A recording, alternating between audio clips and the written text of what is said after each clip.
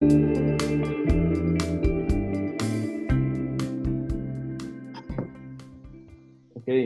we are live. We're live. Hey everyone, this is the IMPACTO unedited podcast. Today we have Nico, Jorge, Sydney, and Jaco, and we're gonna be discussing product review on veggie burgers. Burgers. Okay, I'm gonna start.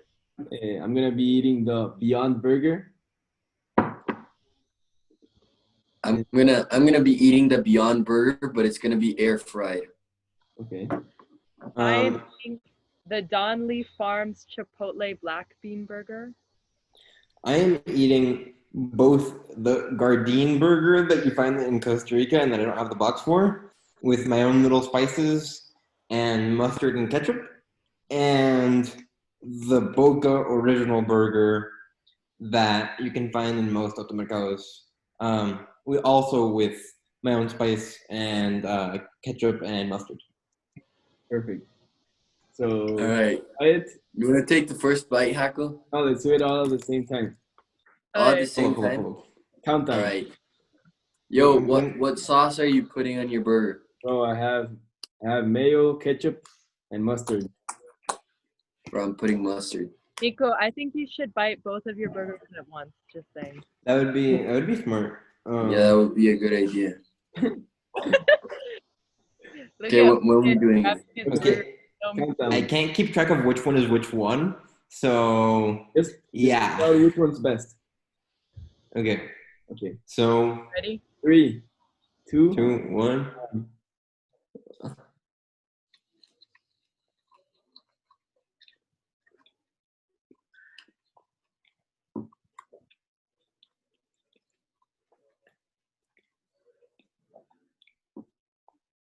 Yo, this is incredible. Mine's pretty good too. Not gonna lie. Right. Hold it. This actually tastes like meat. Really? Yeah, for real. Mine's I good. think It doesn't taste like meat, but it tastes really good. yeah, I think for a frozen patty, it's pretty good on both of them. I honestly can't tell which one is which one, and I can't look at both of them. But for a frozen patty, they're okay. They're pretty good actually. If we're talking about like an actual like grinded down and properly seasoned burger, they're subpar. But so is everything frozen. Right. Actually, I think this is like this one, the Beyond Meat. Right. It's actually really good. Look at the texture. The texture is like pretty spot on. Yeah, I mean this one's good too. Does it taste exactly like meat? No, but I think it's a great alternative. Do you guys want to talk about why it's a smart thing to kind of like cut meat out of your life, or maybe eat less meat, switch Yeah, of to course. Sid, do you want to start us off?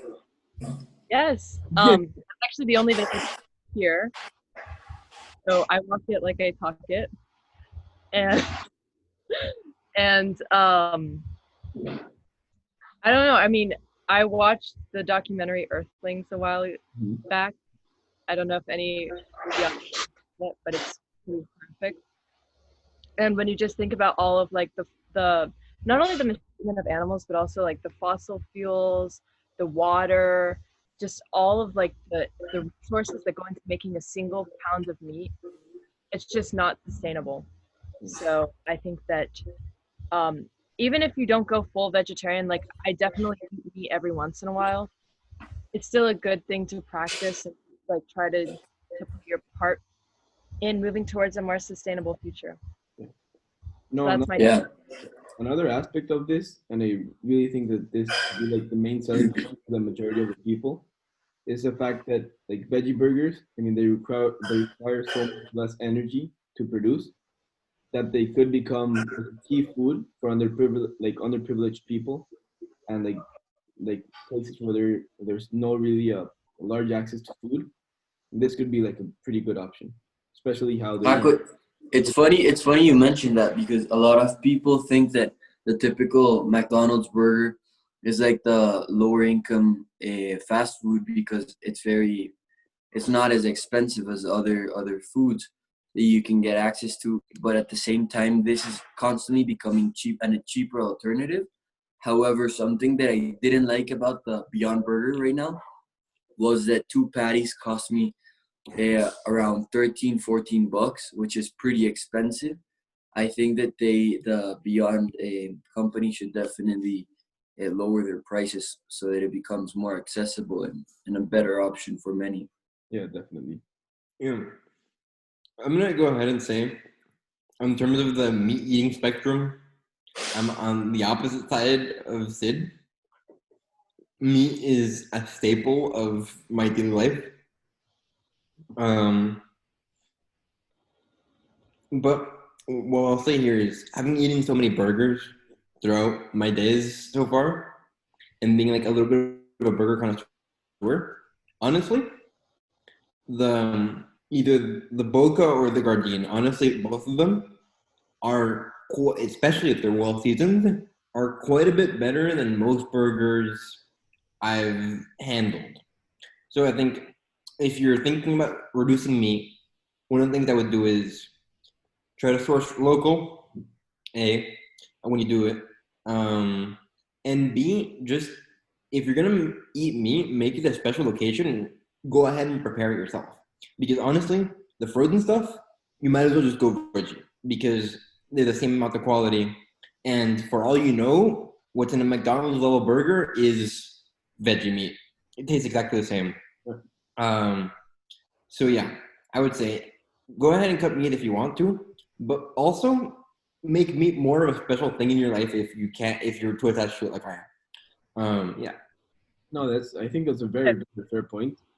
And I mean, you mentioned that the veggie burgers, como que they're very accessible because they're frozen. But the other thing is, at least for the Beyond Burgers, they're good for 10 days after they're thawed, which means that you don't really have to have them frozen for a large amount of time. And like on the other hand, if you were to have like regular patties, you can't really leave them out in the open for more than a day. Mm-hmm. I mean, I'm just imagining the situation where if you're going camping and you just need a food supply for, I mean, I don't know, 10 days or less, you can take some of these patties and they're like, aside from there being like veggie based, they also have like protein and they're like a good meal. Yeah, I think Nico brings up a really, really good point.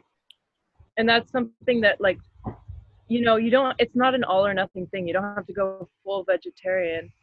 You can just be more conscious about where you purchase your meat, or just, like Nico said, make a special occasion. And I also think that what Jorge said was really important. I think it's something that we've touched up on in a couple of podcasts on making environmentalism accessible for everyone and making it more inclusive, and not just making it something for the upper and middle class. Because if a movement is only specified to a certain class, it's not going to get anywhere. Yeah. So we really need to start thinking about how can we make this inclusive to everyone. Yeah. Yeah. I think it's important that we bring up the elephant in the room, and that's the fact that most veggie burgers like this one come in plastic. Inside the box, they're wrapped in plastic, and that's definitely something that needs to change. I don't know if you guys have a special take on that you'd like to share. Yeah, I actually had a comment on that, Sydney. I bought the Beyond Burger, and it was actually packaged in a lot of plastic. At least mine had a big, sort of thick layer of plastic. I think that they could have avoided that, and especially with their goal of reducing our emissions. I don't know. That was my take on the packaging. Actually, it had 2 layers of plastic. Yeah. Like it was one on top and then another one like airtight in the bottom. And I found it like at least one of them was totally unnecessary. Yes. Yeah. I found that of the 3 burgers I cooked, the one of them didn't make it through that process. All of them had plastic in the packaging in some form. So it's not just a Beyond thing. It's in general a lot of these brands that aim for environmentalism have plastic in their packaging, which is not the idea, right? Yeah. Yeah, I forgot to mention, one I once went to a Burger King and tried the Impossible Burger, and comparing the Impossible Burger to the Beyond Burger, I find that Impossible does a better job at a mass producing, for at least for a commercial consumption, as in for fast foods. They have done a better job because it tasted way better, and I don't know, I found it was definitely more. It was cheaper than the Yeah. Beyond I mean, Burger the patty. interesting part of the Impossible Burger is that it's like lab made. Yeah. Like the proteins are like specifically modified, so they produce like a sort of meat. While I think this Beyond Burger is like not lab made, but they just like grab a bunch of ingredients and they mix them together. Yeah. Also, another comment since I just started my second burger. I think that the Gardein one was a lot better than the Boca. It was a lot closer to me. This one's still good, but it has like an odd aftertaste, which I think is an issue. The fact that I put a lot of spices on it probably helped, but yeah. Yeah, I've tried the Boca ones, and they're definitely not as good as this one or other ones that I've tried. Yeah. Is the Boca a burger? Is it a locally produced vegan burger? No. Honestly, I've not looked at the packaging. All right. Hold I on. think that also another thing that I found very interesting was the fact that it sizzled the same way that a burger sizzles when you throw it in the grill. Like it was hard to notice a difference between a real patty and a vegan patty. No. No, like for me, for the Beyond, I think they did do a good job because like como que it even has the oils and like the liquids that come out of a real burger. Yeah. I'm sorry to say, but I don't think y'all have seen real beef be cooked. I think you're Why do you say that? Because, which is I hand make my burgers. I take ground beef. If I would grind it if I could. I take ground beef and I shape it into patties and then I put it on the grill. And I can tell you, it looks almost nothing like a real beef patty. The thing is, neither do frozen ones, which is another problem. But it looks a lot like a frozen one, but it looks nothing like a real ground beef burger. Yeah. And actually, it's important that you mention like taking a hands-on, make it yourself approach with your food, because I've seen a lot of people who decide to make their own veggie burgers, and there's the internet is a wonderful thing, and you can find all sorts of recipes. And I think that that's another way to escape the whole class recipe, is to just make your own, and that way you really know exactly what's going into it. You can adjust to taste. So I think that's something that I definitely recommend any listeners. I'm just noticing something. I mean, the burger is good and all, but it kind of tastes like chicken nuggets. Like you can definitely like feel that it's not okay, that it's processed. I mean, you notice that it's processed food, and I'm not sure if that's like healthy for you. What do you guys think? I honestly think that they're not bad as far as frozen ones go, but you probably end up making a lot better burger, like a lot better veggie burger on your own. And which is my take on cooking as a whole. I don't make I make my own French fries. I make almost everything that I eat that I can these days. But yeah, I definitely do think that you could probably make your own stuff and have it be better.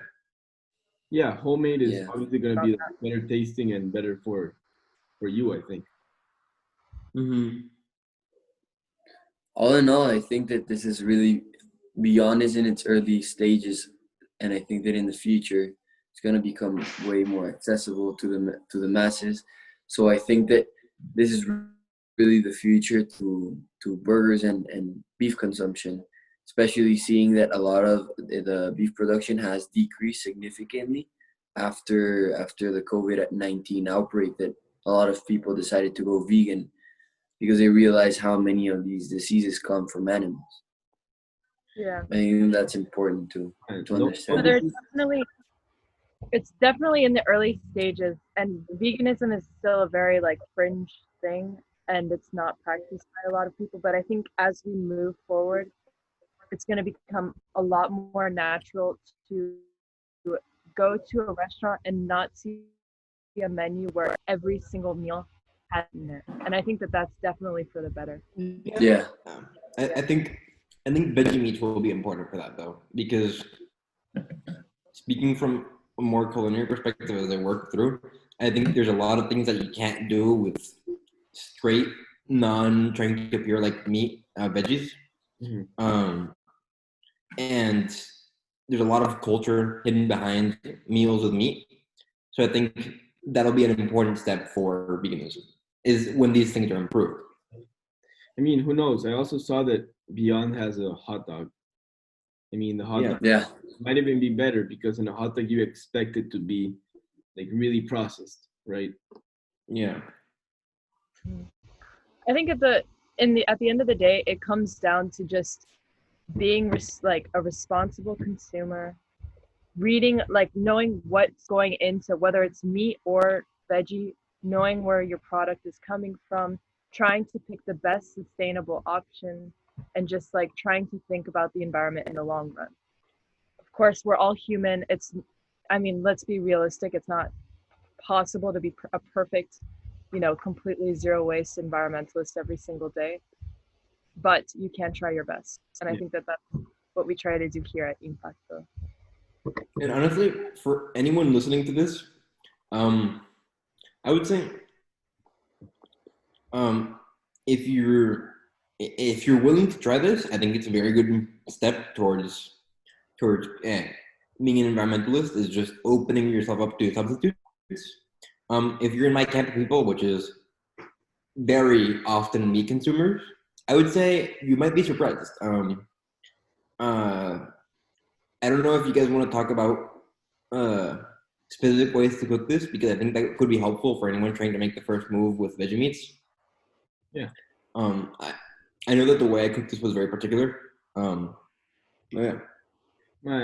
To be honest, I just pan fried it and it was perfect. Okay, the texture, I mean, I think it's what you would expect. And to be honest, I think Nico and Sid really encapsulate the message that we're trying to reach with this podcast. And that is just, I mean, try it. You might be surprised, and you might even find yourself buying this veggie burger again and again because you like the product and you're helping the environment.